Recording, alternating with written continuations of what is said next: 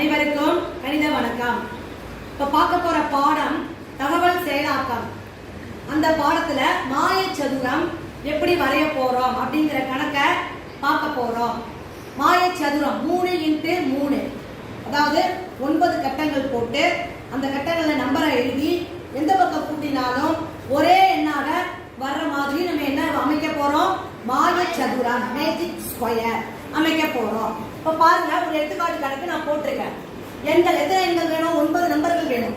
9 நம்பரை நம்ம எடுத்துக்கிறோம். வரிசையா எடுத்துக்கலாம், ஒற்றை எண்கள் எடுத்துக்கலாம், இரட்டை எண்கள் எடுத்துக்கலாம், எந்த எண்கள் வேணாலும் நம்ம செலக்ட் பண்ணிக்கலாம். ஆனா எத்தனை எண்கள் தேவைப்படுது? 9 எண்கள். ஏன்னா 9 கட்டத்துல ஃபில் பண்ண போறோம். இந்த ஸ்கொயருக்கு 3x3 மாயச்சதுரம். இப்ப பாருங்க, 10, 20, 30, 40 இந்த 90 வரைக்கும் எழுதிருக்கேன். பாருங்க, இப்ப என்ன பண்ண போறோம், எப்படி எழுதணும்னு பாருங்க. இந்த மாதிரி ஒரு கட்டத்தை போட்டுக்கிறோம். 10 இங்க ஃபில் பண்ணிக்கிறோம். அடுத்து இங்க என்ன பண்றோம்? 20. அடுத்து இங்க என்ன வரும்? 30. அடுத்து இங்க 40 இங்க போடணும். இந்த கட்டத்தை விட்டுறோம். இங்க என்ன வரும்? 50. இங்க என்ன போட போறோம்? 60. இங்க அடுத்து இங்க என்ன பண்ண போறோம்? இங்க 70 போட போறோம். 80, 90 இத மாதிரி எழுதிக்கிறோம். கொடுக்கப்பட்ட 9 எண்களை வரிசையாக 10, 20, 30 இந்த ரெண்டு கட்டத்தை விட்டுறோம். அப்புறம் 40, 50, 60 இந்த ரெண்டு கட்டத்தையும் விட்டுட்டு 70, 80, 90 அதே மாதிரி கொடுக்கப்பட்ட நம்பரை நான் போட்டுட்டேன்.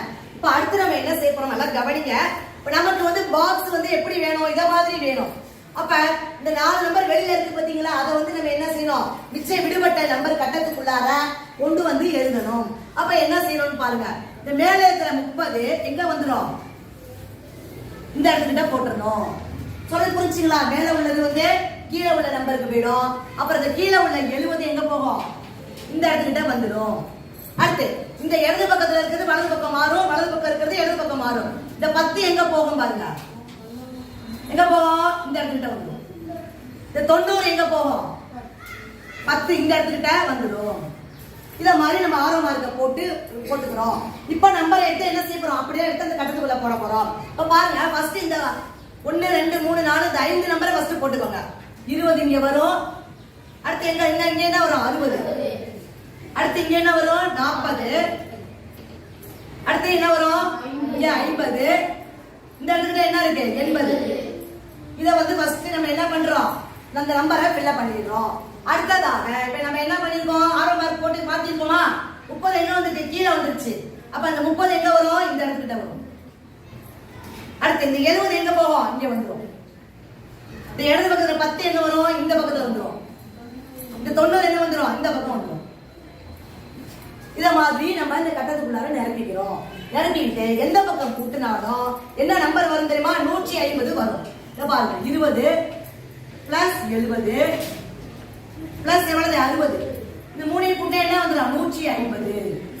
இந்த பக்கம் கூட்டினாலும் சரி, இந்த பக்கம் கூட்டினாலும், இப்படி கூட்டினாலும் இந்த 3 நம்பரையும் கூட்டுங்க. 40, 50 பிளஸ் 60 இது கூட்டினா என்ன வந்துடும்? இதுவும் 150. இப்படி கூட்டிட்டோம். அப்புறம் இப்படி கூட்டி பாருங்க.